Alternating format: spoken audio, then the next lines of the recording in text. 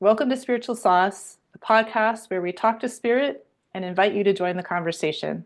We are your Yes. hosts, Valerie Medina. and Christine Boshin. This is a reaction video to a session in which Christine channels and Valerie asks questions. You can find the original recording and associated reaction videos in the playlist Christine's First Channeling Session. This is an episode where Christine, as in me, I was channeling and Valerie was directing the questions.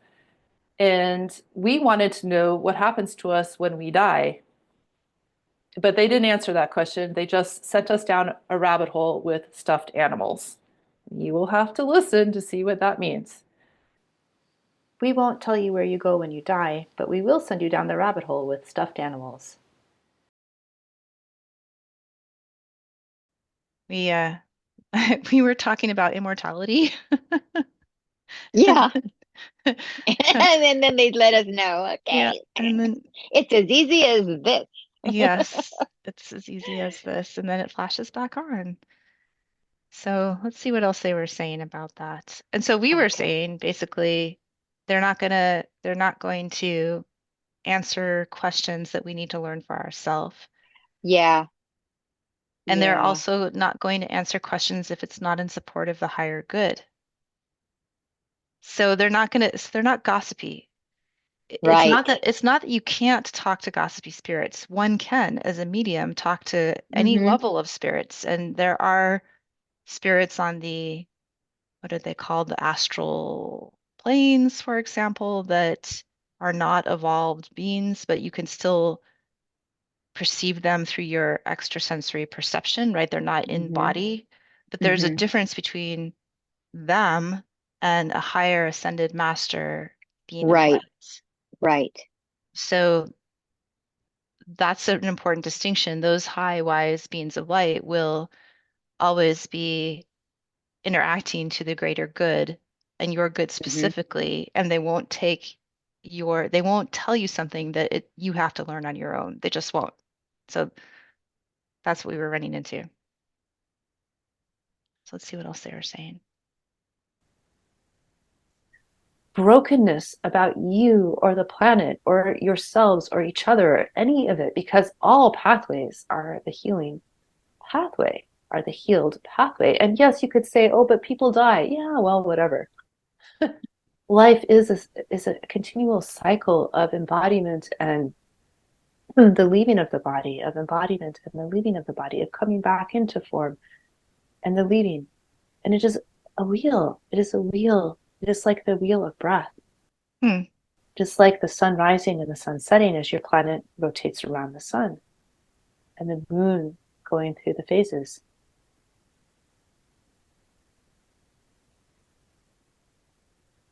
So speaking of death, where do we go when we die?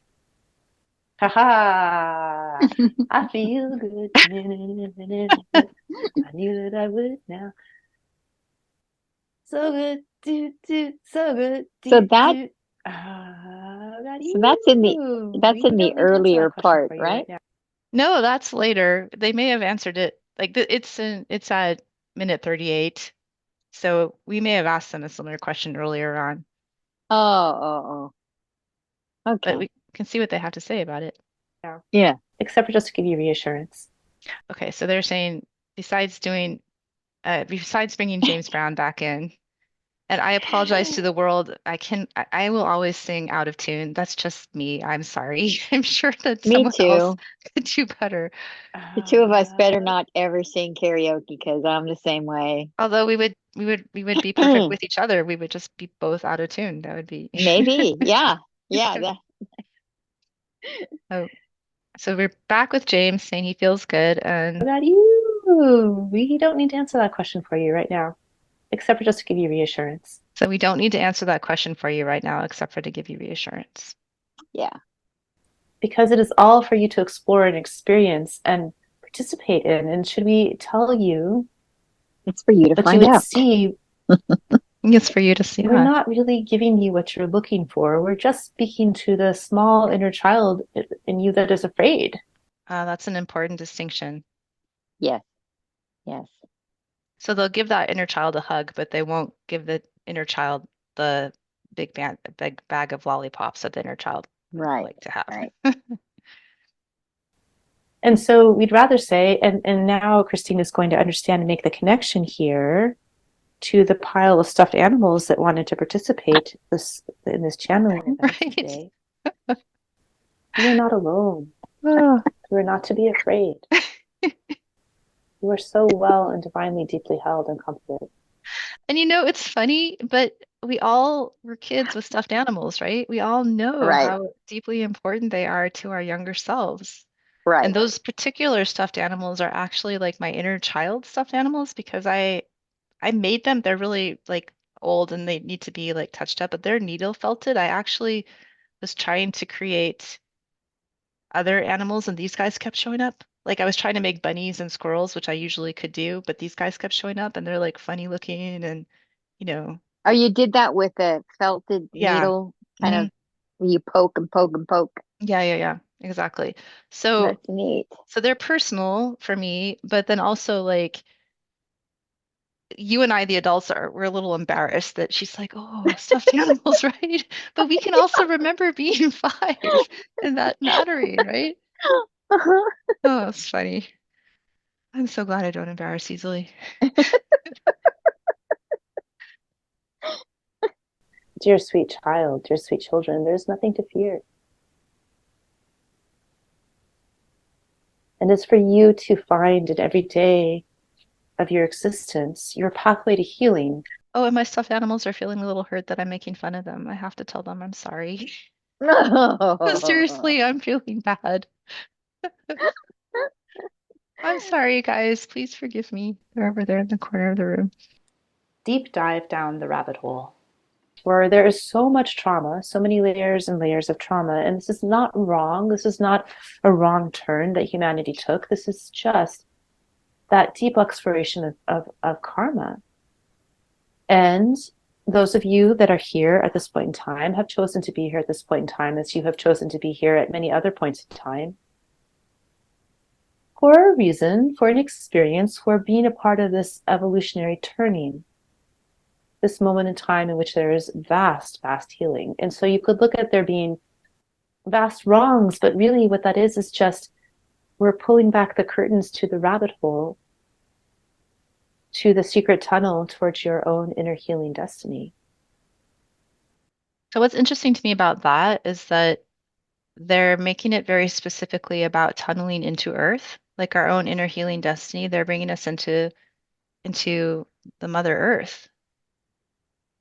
And so somehow our woundedness here in our Earth lives is also connected to our healing pathway, which is of the Earth, in the Earth, the rabbit hole, the cave, the tunnel,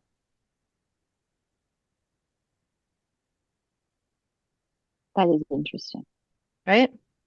And Hmm. doesn't it remind you of the channeling that we did when we first you did an SEH session with me when Grandmother Dragon appeared and brought me into the earth and into the waters in the middle of the Oh, earth, yes, that's right. into the space between time or space from which time emanates, that space. It all Well, I don't feels, remember the time part, but I remember your dragon showing up, yeah, yeah. So there's and a you little got bit, yeah, sorry, go ahead. on the dragon, didn't you? I may have gotten on the dragon. I'm not sure if I got on her or she was sitting behind me on a rock and we were looking out at the waters together. I can see the image in my mind. Hmm. So let's see what they have just a little bit more to say about this. To the secret tunnel towards your own inner healing destiny. And each one of you Okay. has the most miraculous of stories to unfold and to follow. Yeah. Everyone is unique and yet all connected, all a part of the whole. Yeah, I think that's true, right? Like when we're looking at our own individual journeys through life and our trials and our difficulties and the traumas that we go through. We have that same, like the clown that you hit it down and it bounces back up. Like we each have our own storyline around that experience, but we do Yeah. find our way back upright and also down in, is what I'm hearing from them. Well, we have to go inward in order to heal. Hmm. And I mean, we spend a lot of time looking outward for things like love, Mm, validation, and really, if we concentrated more on going inward, we'd realize we have everything we need in ourselves, and we can recognize those things. And but once it isn't until we realize our own humanity that you can turn around and find it in another person and see it as a mirror to yourself, you know? yeah, yeah. And so when we're in a situation where we feel hurt by another person, it's an opportunity to kind of do like a timeout and get a little distance from that and from them and to really go into our own physical beingness, like even just how our Uh-huh. body feels holding those emotions Mm-hmm. and look for things like how can I forgive myself? How can Right. I forgive this other person? Maybe it would help if I pretend that I'm them and can I put myself in their shoes and imagine what that Yes, would yes. feel like? Or where is this hurt feeling really coming from? Hmm. What does it remind me of, Yeah, you tracing know? it backwards, right? Uh-huh, uh-huh. Yeah, yeah. And that's the whole healing path that we have to take in order to um recognize the pain of someone else's pain. You have to know yours. Hmm. And going down the rabbit hole, isn't that like an allusion to Alice in Wonderland, that Lewis Yeah, Carroll story? And yeah, it sure is. like, so isn't it like she takes a pill and then she goes down the rabbit hill, or like there's some kind of like she's following the rabbit, and then there's I don't remember all of it, but we tend to use that expression as a way to say like diving really deep into something and maybe getting lost in the details of Getting it or lost. getting Exactly. lost. Yes. So you have to get lost before you can get found. Is that what that means? Yeah. Yeah. Wow. Yeah. But I do like that you have to get lost before you can find yourself. Right. That helps a lot too. Yeah. Because don't we all like Oh, well, I just it it takes away getting lost. There's no shame in that. yeah.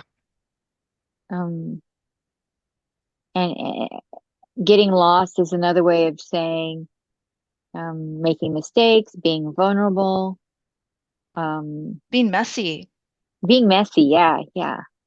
wasting Yeah. time, Yeah. Sitting around. eating too many chips. Right, watching too much TV, smoking, Yeah. doing drugs, drinking too Yeah. much, Or overexercise. or Kidding. or just being ridiculous or whatever we might Yeah, yeah, feel yeah. Or, embarrassed about. even saying the wrong thing at the wrong time and hurting other people.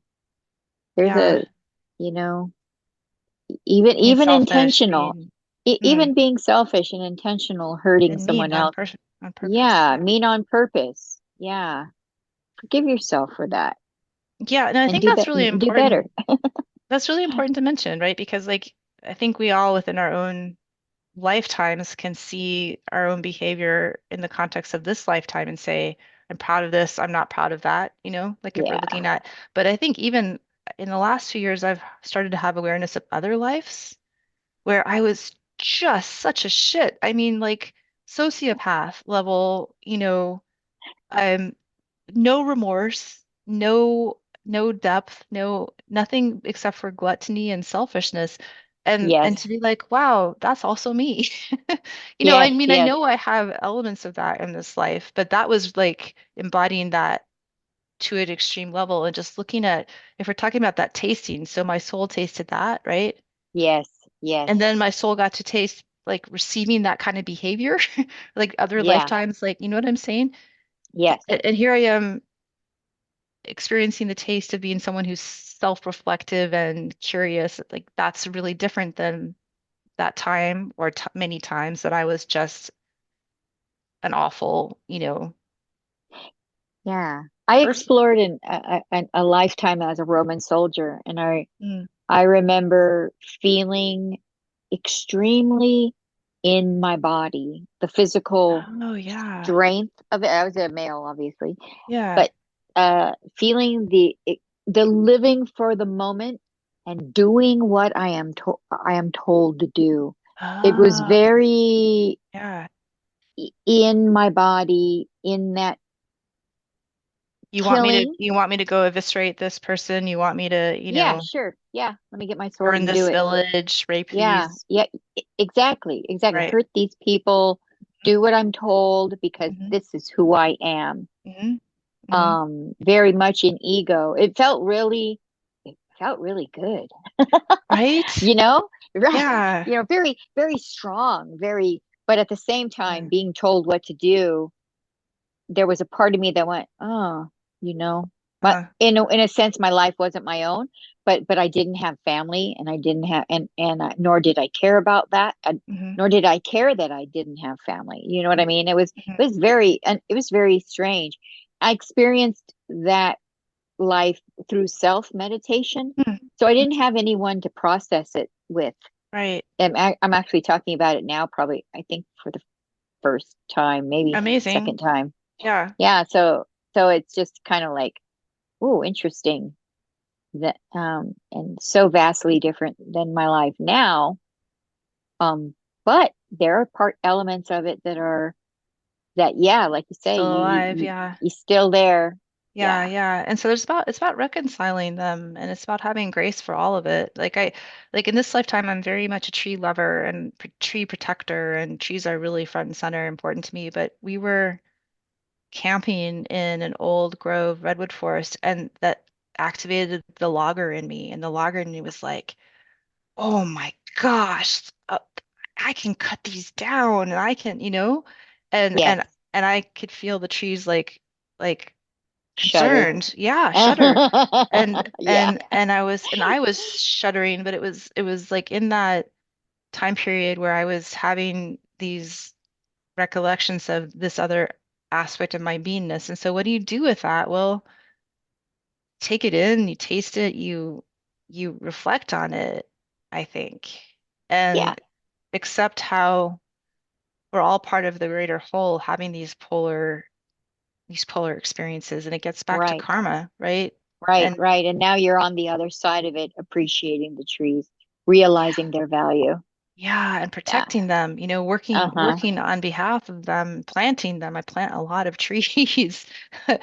Um, so yeah, it's really interesting and it requires humility, humbleness, and also I think patience. Like I get patience from that. I'm more patient with other people and less judgmental about them if I see them being like just a shit, right? Like not, Did you look at the positive parts of that logger though?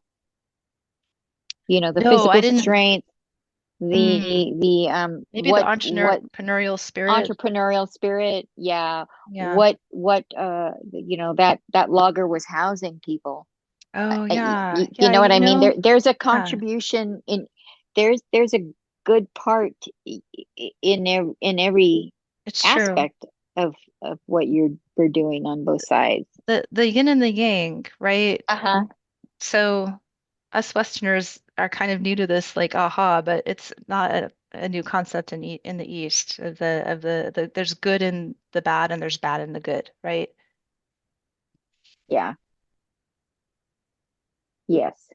And Yeah. I'm wondering what about in this lifetime, you being a tree hugger? Hmm. What's the downside of that? I can be Yeah. sanctimonious and act better than other people.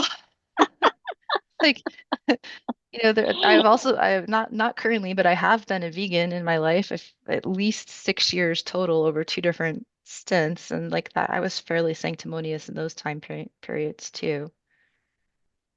Yeah. because it was good for you and it's good for everybody else too, right? Well, and also like I don't harm, like I'm not someone that harms other Oh, yeah, yeah. beings. I'm better than you people that eat cheeseburgers, but look at me like, what would I like to taste tonight? I think I'd like a cheese. Right, weren't you talking about a cheeseburger earlier? I was, yes. And so where do I go with that now? Like a lot of humility and a lot of prayer towards, well, okay, animals, I'm eating you now.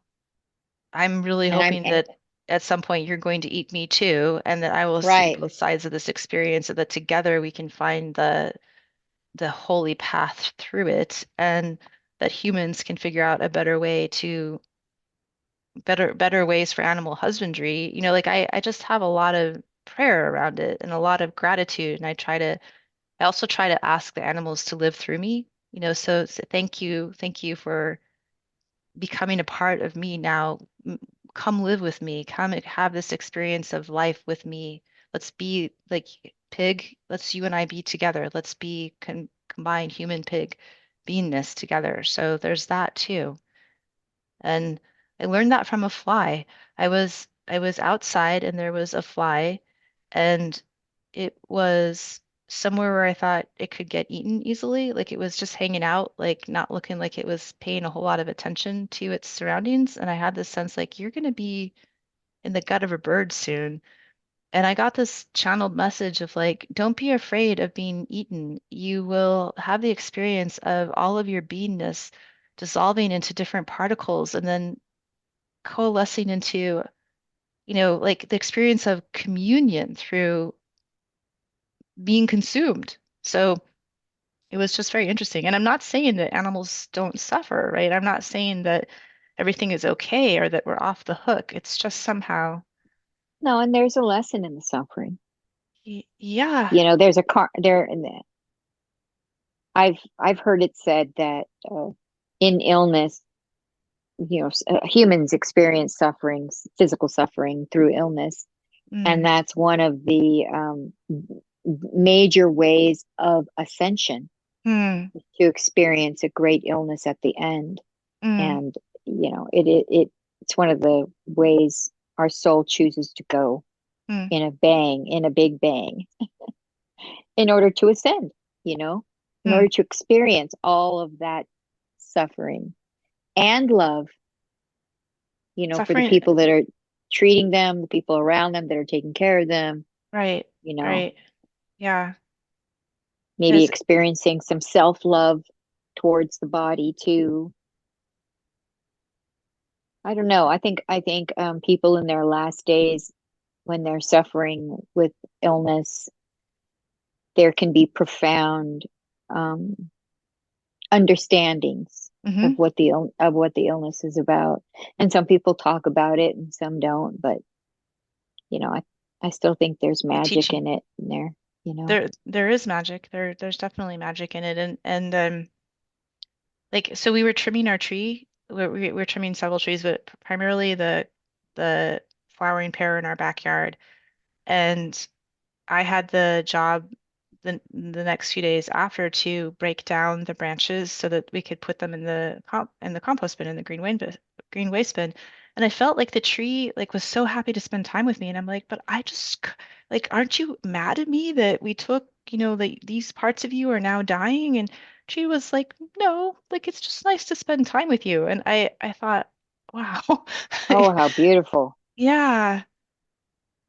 Yeah, and so that those tree branches will become mulch, right? They will then go to sustain new gardens, and there's a effort with a local recycling company to make their mulch available to the residents in our town. So they really are trying to Oh, actually have full circle.